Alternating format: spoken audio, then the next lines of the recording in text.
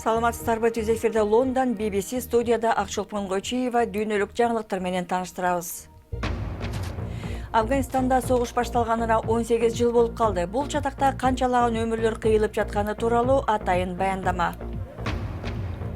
Кыргызстан жакынкы келечекте Эстония, Сингапурдай санариптик коом кура алабы?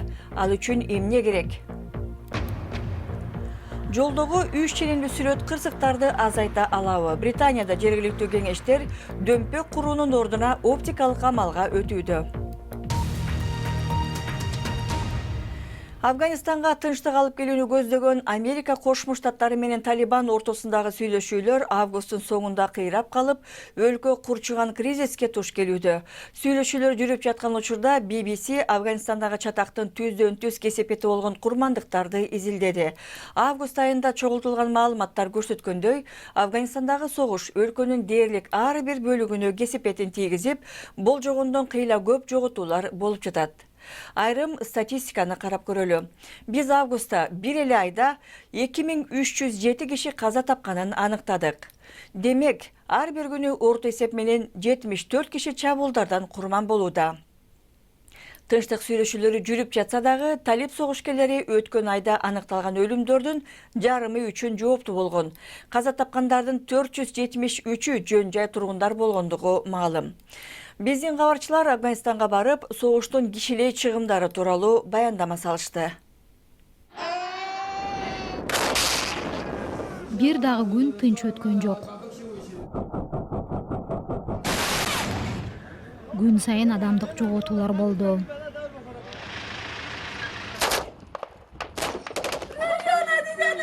Ооганстандагы бир ай.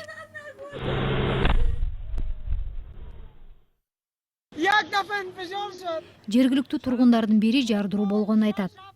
6-7 киши мүрт кетти дейт ал. Август айындагы эң кандуу күнү үйлөнүү үлпөт тоюнда кол салуу болду. 92 киши өлдү.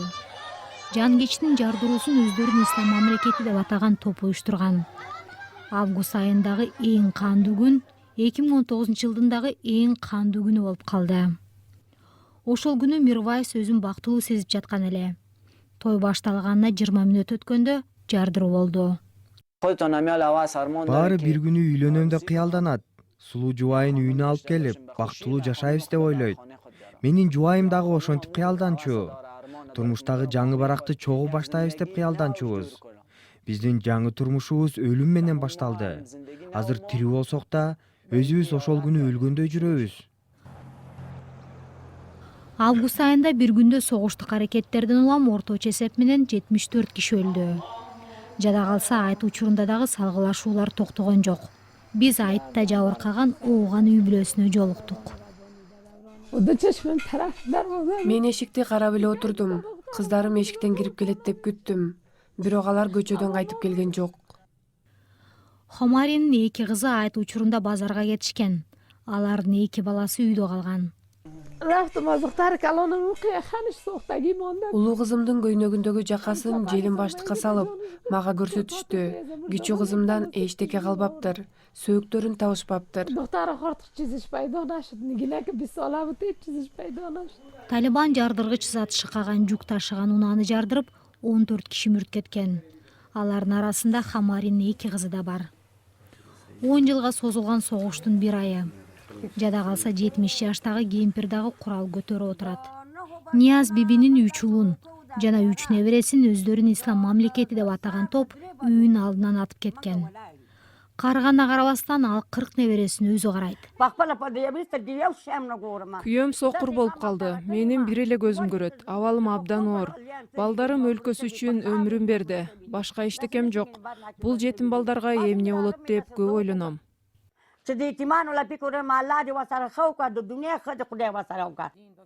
Нияз бибинин дагы бир баласы 10 жыл мурун согушта өлгөн. 5-улу согушта жарадар болгон экен. Мен айла жок ыйлайм. Неберелерим кийим алып бер, бут кийим сатып бер деп сурашат. Айрымдарын дарыгерге көрсөтүшүм керек. Ага акчам жок.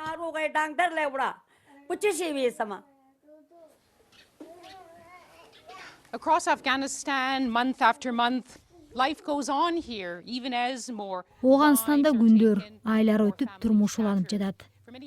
Ай сайын адамдык жоготуулар болуп, үй бүлөлөр жакындарынан айрылууда. Ооганстандыктардын көбү бул согуш эч качан бүтпөйт деген пикирде.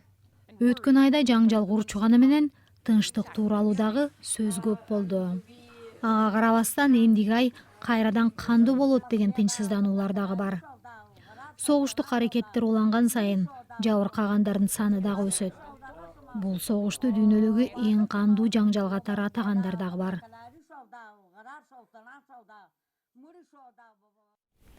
Кабарчыбыз Лиз Дусет баяндады. Сиздер көрүп жаткан BBC Кыргыз кызматы программаны улантабыз. Кыргызстандын тышкы иштер министрлиги Баткен аймагындагы чек ара чатагына байланыштуу Тажикстанга нааразылык нотасын жөнөттү. Министрликтин нотасы Тажикстандын Кыргызстандагы элчиси Сухроб Алимзадага тапшырылды. Анда Максат жана Сай бекеттеринде болгон чек ара чатагында тажик чек арачылары мыйзамсыз аракетке барганы сынга алынган. Тажик тарап өз кезегинде чатакты ырбатты деп Кыргызстанды айыптады. Кече Лейлек районундагы Максат жана Сай бекеттеринде ок атуу болуп, бир кыргыз аскер каза таап, 7 жарадар болгон. Андан тышкары 7 тургун жаракат алган. Тажик тарап 3 чек арачысы каза тапкандыгын маалымдады. Израилдиктер быйыл экинчи жолу өтүп жаткан жалпы шайлоодо добуш берүүдө. Премьер-министр Бенджамин Нетаньяху апрель айында коалициялык өкмөт курай албай калгандыктан улам экинчи шайлоо өтүүдө. Нетаньяху премьерликке 4-чү мөөнөткө келем деп үмүттөнүүдө, бирок мурунку генералдардан турган борборчул альянс күчтүү атаандаш болуп чыкты. Түркиянын президенти Эрдоган өлкөдөгү 3 миллиондой сириялык качкынды кайра мекенине жөнөтүүнү көздөп, аларды түндүктө коопсуз зоналарда жайгаштыраарын билдирди. Мындай зоналарды түзүү иштери мурунураак эле башталган, бирок Эрдоган аларды кеңейтүүнү көздөп жатат. Америкалык айым Англия менен Франция ортосундагы каналды токтоосуз 4 жолу сүзүп өткөн биринчи атлет болуп калды. 37 жаштагы Сара Томас жакында эле рак илдетинен дарыланып бүткөн. Ал 200 километр аралыкты 54 саатта сүзүп өттү. Буга чейин 3 гана киши Ла-Маншты 3 жолу катары менен сүзүп өткөн.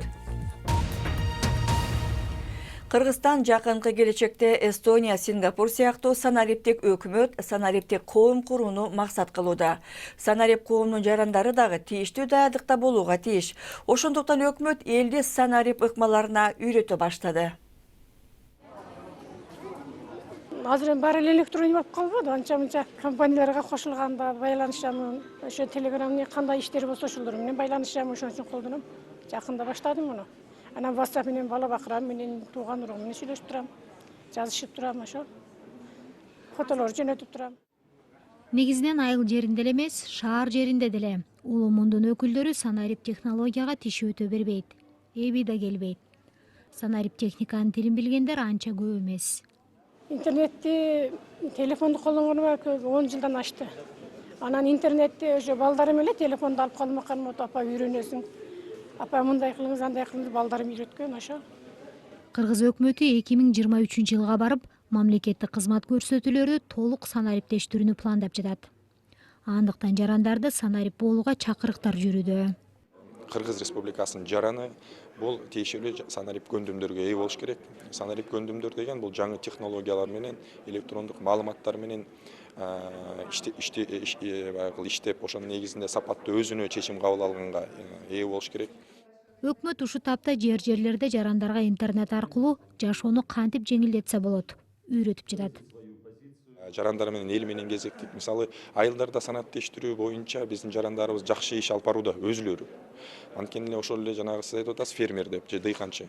Алар деген жанагы базарга барып, жанагындай санариптик платформаны колдонуп, кандайдыр бир базардын обзор кылууда. Мисалы үчүн деген мурун бир айылдан 3-4 адам базарга барса жума сайын, азыр болсо бир адам барып, анан ошондо онлайн трансляция кылып, анан маалыматтарга, жарандарга маалымат берип, ошонун негизинде алар чечим кабыл алат. Демек, негизинен санариптик технологиянын негизинде биздин жарандарыбыз өзүнүн күнүмдүк кандайдыр бир жашоо турмушун жеңилдетүү үчүн колдонуп келип жатышат. Ошол жерде эми биз туура багытты, тиешелүү шарттарды түзүп берүү.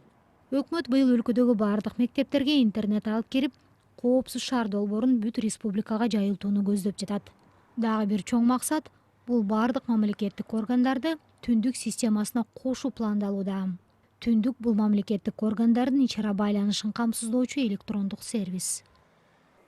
азыр ошо түндүк системасында 300дөн ашык маалыматтык сервис бар. Бул маалыматтык сервистер аркылуу ушул ишканалар бири бири менен маалымат алмашалат да. Негизде ошо 200 сервистен ашкандан кийин ошо чыныгы өнүгүү санариптештирүү деп эсептесек болот да, эл аралык практика боюнча. Азыркы учурда ошо 300дөн ашты. Жана биздин ошо түндүк системасы аркылуу айына 1 миллион транзакция маалымат алмашуу жүргүзүлүп жатат да. Өлкөдө 120 мамлекеттик кызмат көрсөтүү санарипке өттү. Жыл аягына чейин өкмөт 189 кызмат көрсөтүү электрондошот деп жатат. Учурда ишкерлер салыкты аралыктан төлөп, ата-энелер балдарын мектеп бакчага электрондук кезек менен берип, онлайн медицинага кадам ташталганы айтылып жатат. Адегенде киши көп жүргөн жерлерде унаалар ылдамдыгын басаңдатсын деп жолдорду дөмпөйтүп кое башташкан. Азыркы учурда Британиянын шаарларында мындайча айтканда жалган дөмпөктөр пайда болууда. Ал 3 ченемдүү сүрөт. Айдоочуга өйдө көтөрүлүп турган тосмодой көрүнөт. Алдыдагы жолду жакшылап караңыз. Алгач караганыңызда жалган дөңчөнүн үстүнөн өтүп жаткандай таасир калтырат. Жалган дөңчөлөр жолдо унаалардын ылдамдыгын азайтуу үчүн көрүлгөн идея. Аларды Англиянын чыгышындагы Чакан айылдан кезиктире аласыз. Дөңчөлөр жакында гана сыноо иретинде орнотулду. Бул тууралуу жергиликтүүлөрдүн пикири кандай? Жолдо дөңчөлөр жана өркөчтөр болгондой таасир калтырат экен. Ооба, аларды байкадым, бирок чоң деле айырмасы жок экен. Жол тегиз экенин билип калсаңыз, кийинки келгениңизде ылдамдыкты азайтпайсыз. Демек, бул жердеги тургундардын баары тең ынана берген жок. Бирок дал ушундай эле долбоор Лондондогу айдоочулардын арасында натыйжалуу жыйынтык берген. Мындай ыкманы Лондондо колдонуу боюнча аракеттер болуп келген. 2017 жыл болсо керек. Анын натыйжасында ылдамдыкты саатына 3 миляга азайта алышкан. Бул чоң деле айырма болуп угулбашы мүмкүн. Бирок ылдамдыктагы аз айырмачылык кырсыкта тирүү калуу үчүн өтө маанилүү. Чыгыш Фарли айылынын 1,5 миң тургунунан алынган алгачкы маалыматтар Лондондо жасалган тыянактарды тастыктады. Андыктан бул схема ийгиликтүү болду дейт жергиликтүү кеңеш. Негизгиси ошол аймактардын тургундарына саатына 50дөн 65 километрге чейин ылдамдыкта жүрүшү керектиги эскертилиши керек. Анан адамдарды көрсөтүлгөн ылдамдыктан ашырбай айдоого чакыруу зарыл. Айрымдары жолдордогу боектор жалган сезимде эле тез өчүп кетиши мүмкүн деп эсептейт. Бирок жалган дөңчөлөр чыныгы өркөчтөрдү курууга же көрнөктөрдү жана камераларды орнотууга караганда бир топ арзан. Ошондуктан келечекте аларды калктуу конуштарда колдонуу боюнча пландар бар. Эми спорт жаңылыктарын көрөбүз. Бүгүн кечинде Европанын футбол боюнча эң чоң чемпионаты кайрадан башталат. Чемпиондор лигасы намынын ээси Ливерпуль Наполини кабыл алат. Өткөн сезондо аталган команда Ливерпулду тайпалык баскычта утуп алган болчу. Ливерпулдун чабуулчусу Дивак Ориге тизесинен травма алганына байланыштуу оюнга катышпайт. Мындан тышкары Стэнфорд Бридж стадионунда Валенсия менен беттеште Фрэнк Лампард алгачкы жолу Челсини жетектейт. Өткөн түнү Премьер Лиганын оюндарында Астон Вилла 0-0 эсебинде Вест Хэм менен тең чыгып, өйдө көтөрүлдү. Оюнда Астон Вилланын оюнчулары Анвар Элгази менен Тайрон Мингстин араздашуусу көп талкуу жаратты. Талаш оюндун биринчи бөлүгүндө жайгарылды дейт Вилланын капитаны Джек Грилиш. Артур Масуаку 2 жолу эскертүү алып оюндан чыгарылгандан кийин Вест Хэм 10 оюнчусу менен калган. Жаңылыктардын соңунда тоодо велосипед тээп аргандай жөндөмүн көрсөткөн эл аралык атлеттер тобун Германиядагы Эллевейлер аскалуу аймагына чакырышыптыр.